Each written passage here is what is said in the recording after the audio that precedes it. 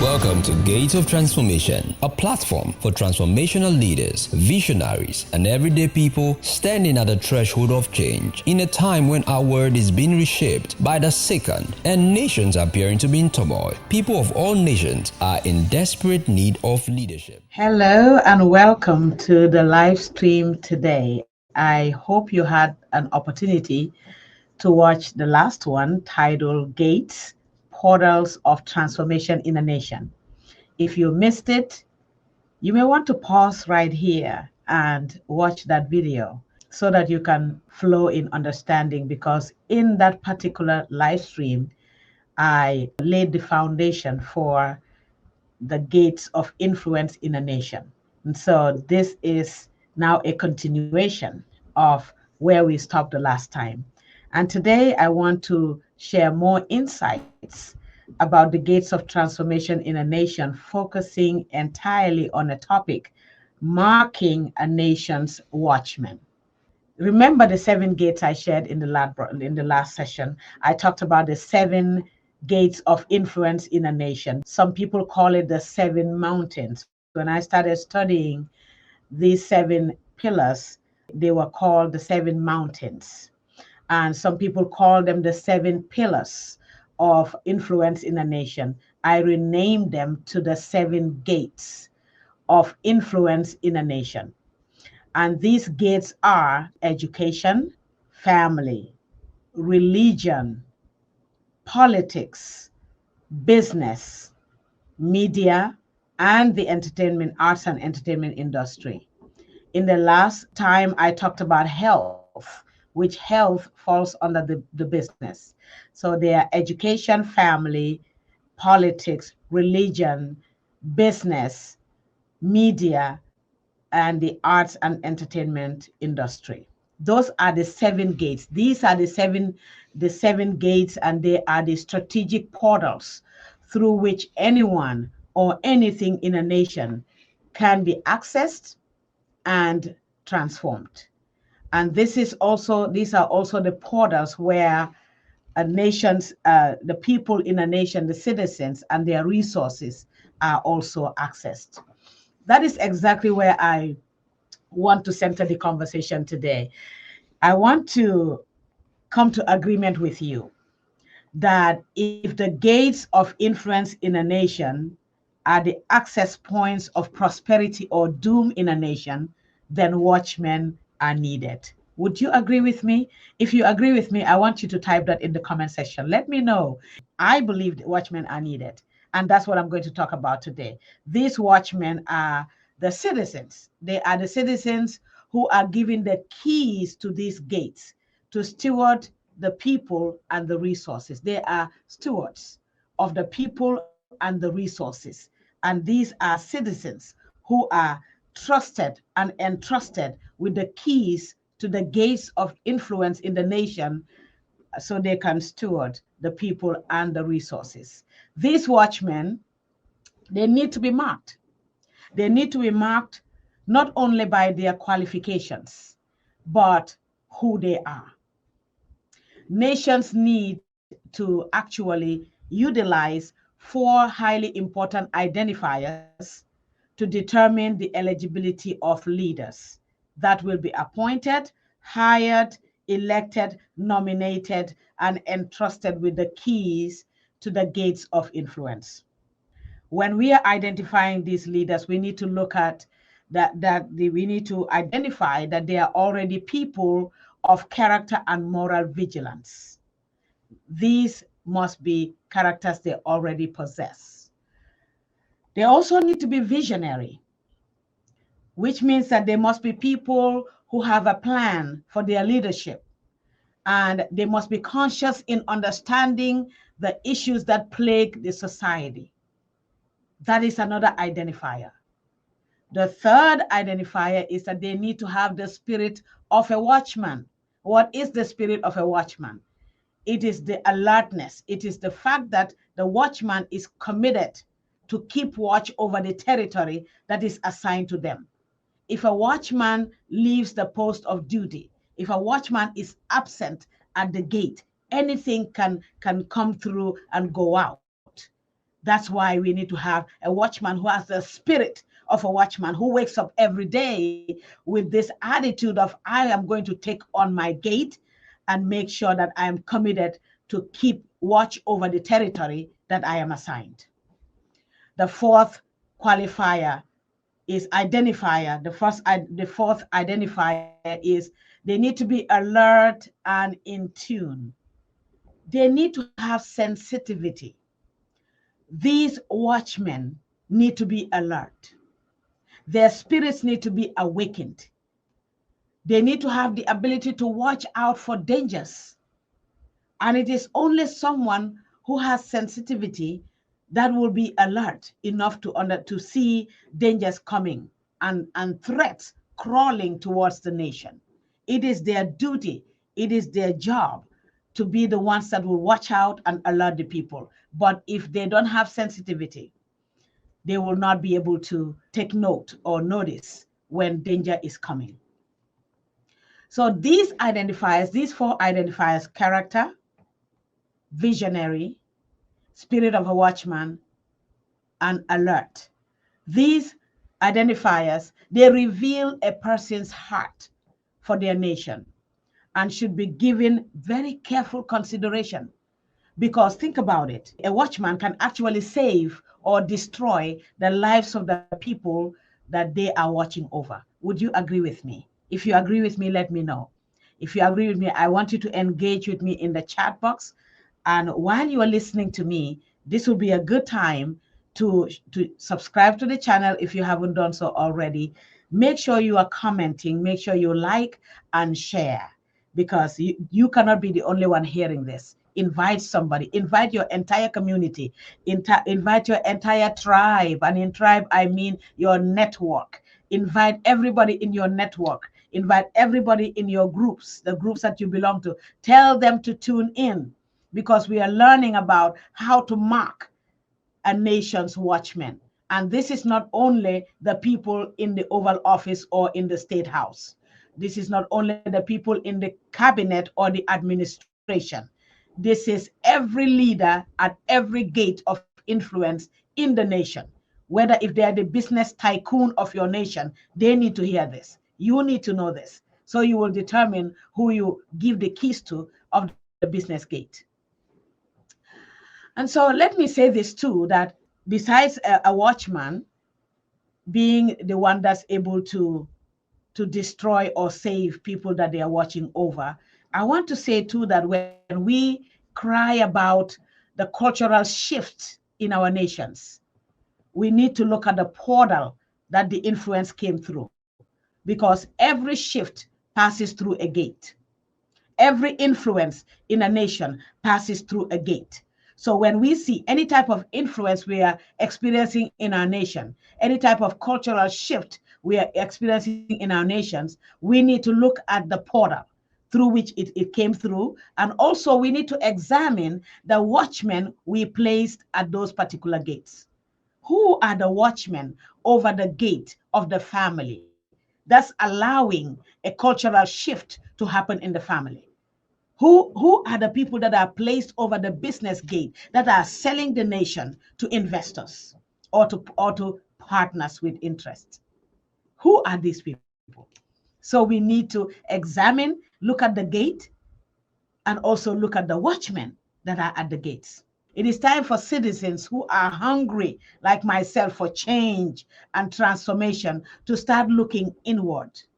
We need to start looking inward at the people who are not only occupying national leadership positions, but also every leader at every gate of influence in our nations that we live in. We need to start looking inward, because let me tell you something, transformation does not spring from the outside. Negative transformation can spring from the outside, but the real transformation that moves a nation forward springs from the inside. So we need to start looking inward. And one key ingredient we must seek in each of the watchmen that we are assigning over the gates. We need to look at one key ingredient. We need to ask one pertinent question. Do they possess the qualities of a watchman? Do they possess the spirit of a watchman? because these qualities are the things that they bring to the table. The qualities that they bring to the table. We need to examine them. And these qualities can be their qualifications. These qualities can be their credentials. These can be a combination of qualifications, credentials, experiences that they bring, and most importantly, their track record. And the track record is that we want to see their record of the impact that they have made in their nation thus far, prior to the election, prior to the appointment, prior to the nomination, prior to being hired, prior to being entrusted with the keys, prior to being named as the most prominent businessman in the nation. We need to be able to go back and look at their track record. Where is this leader coming from?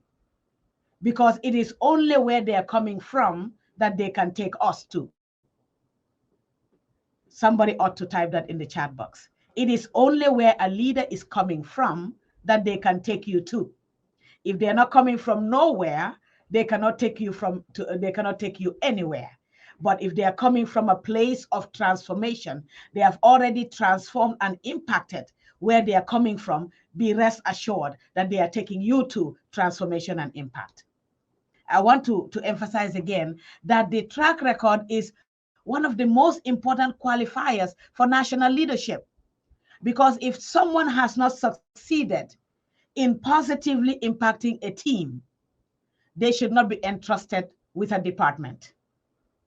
And if they have not shifted a department in the right direction, they are not eligible to lead an institution, not even to mention a nation. I hope we heard that clearly, that this is what we need to be looking at. And these qualifiers also go beyond tenure, because generally, usually in most of our nations, we leaders are identified by how long they've been in the system, how long they've been in an institution, how long they've been in the workforce. But I want to say that, for us to appoint someone because they've been in the education department for 20 years doesn't qualify them to lead. They have been there as a staff, as a leader, as whatever we call them. That does not qualify them to handle the keys to the gate of education. I'm just using education as an example.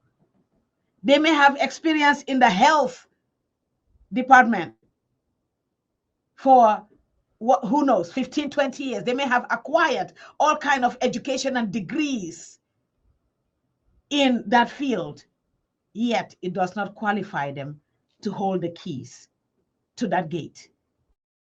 Because the keys to the gates of influence are supposed to be entrusted in the hands of capable watchmen. Those who have the 4 identifiers that I mentioned.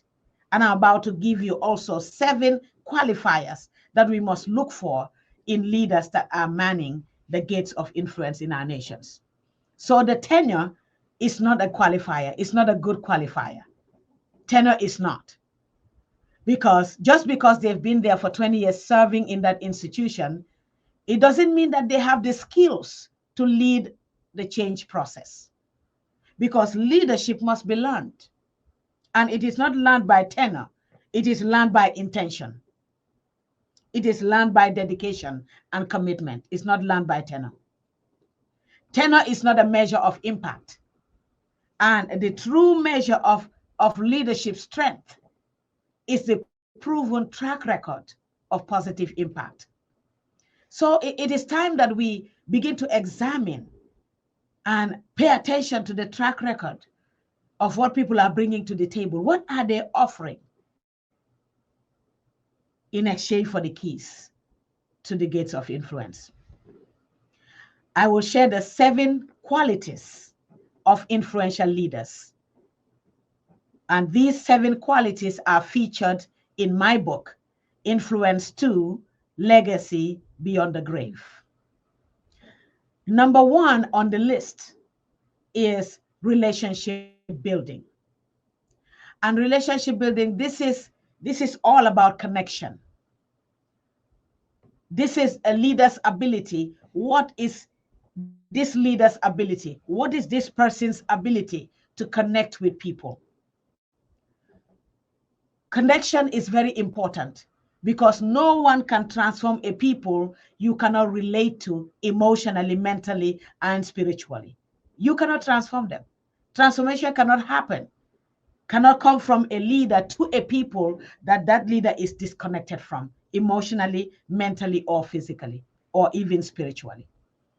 Leaders at this level, at the level of national leadership, people at the level of national leadership, people at the level of leadership at the gates, cannot be a leader to some and not a leader to all.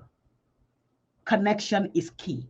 They need to build a relationship with even the opponent.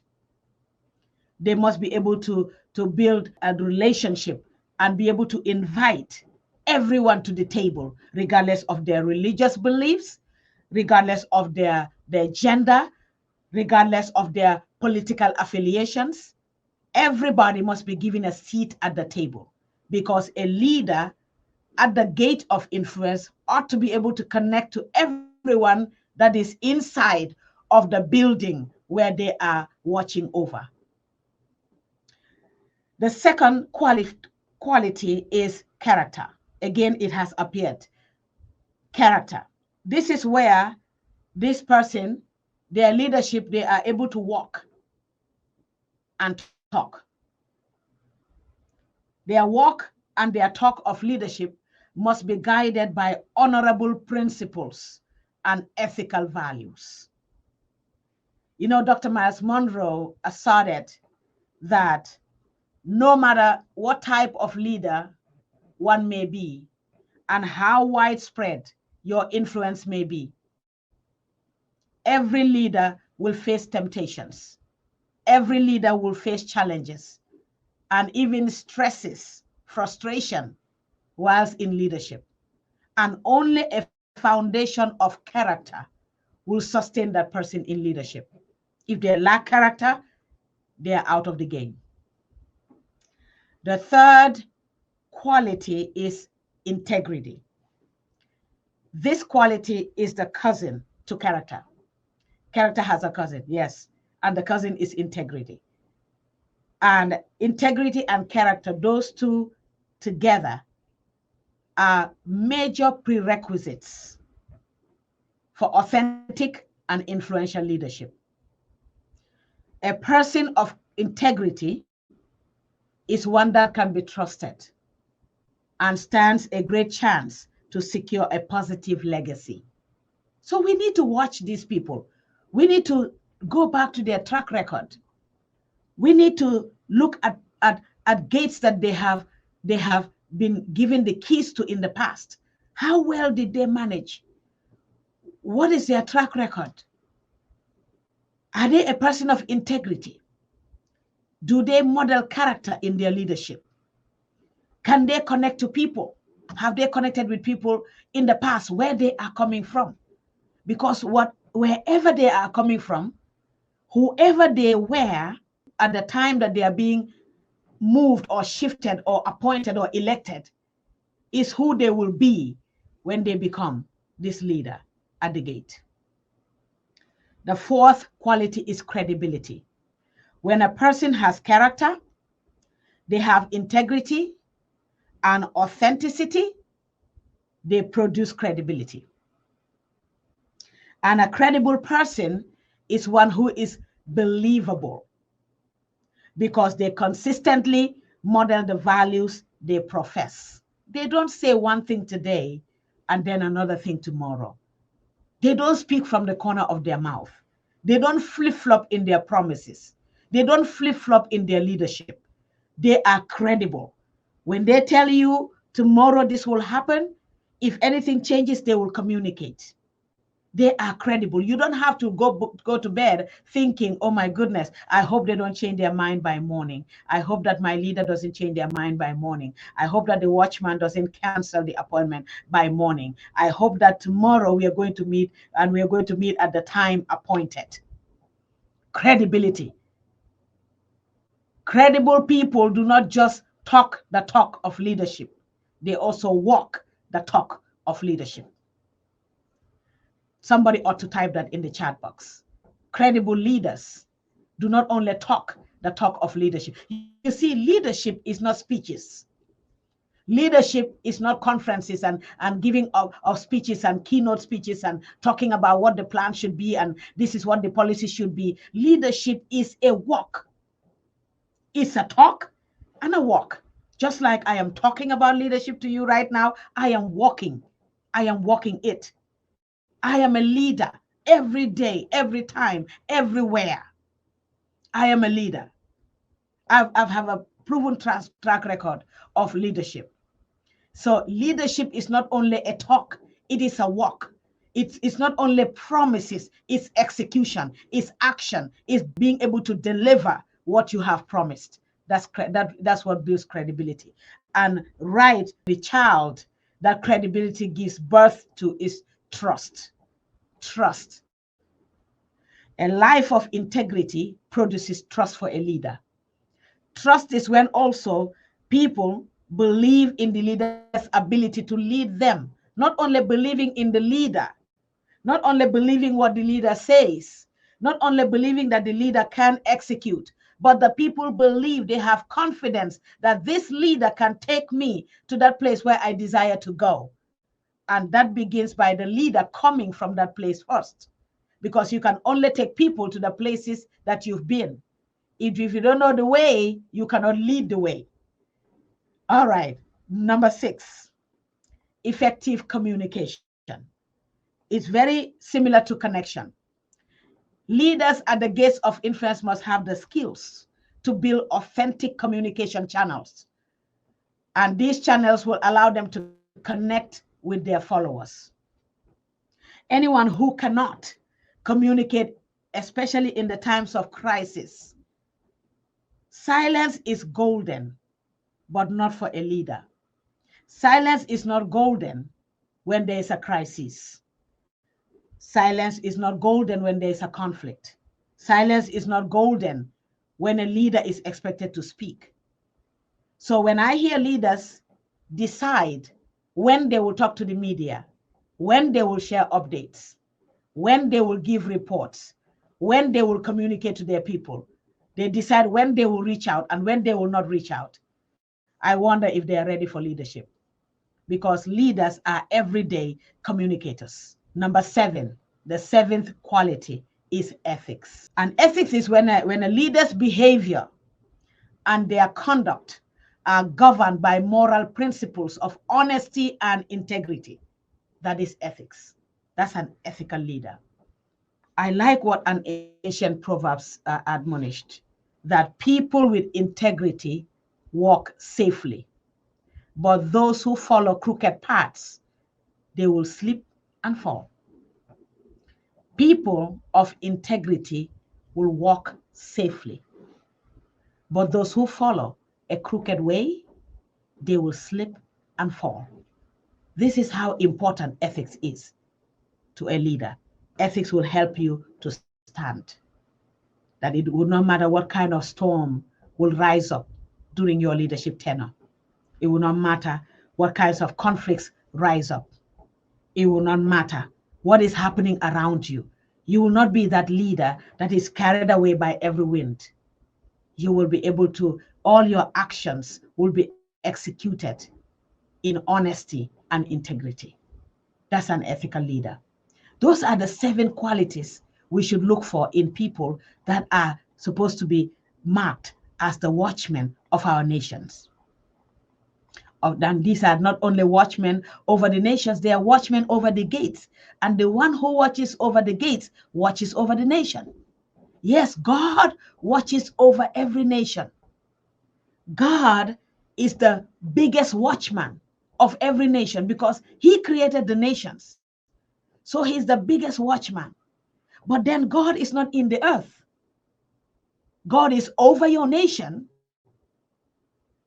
But God can only be felt in your nation through people in the nation.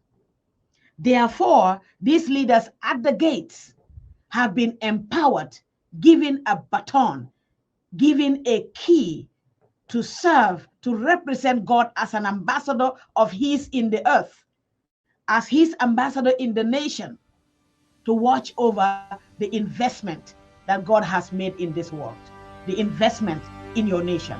God's biggest investment is people. People. And then people's biggest investment are their resources. So this Watchman thing is not a child's play. This is a big deal. Leadership is a big deal.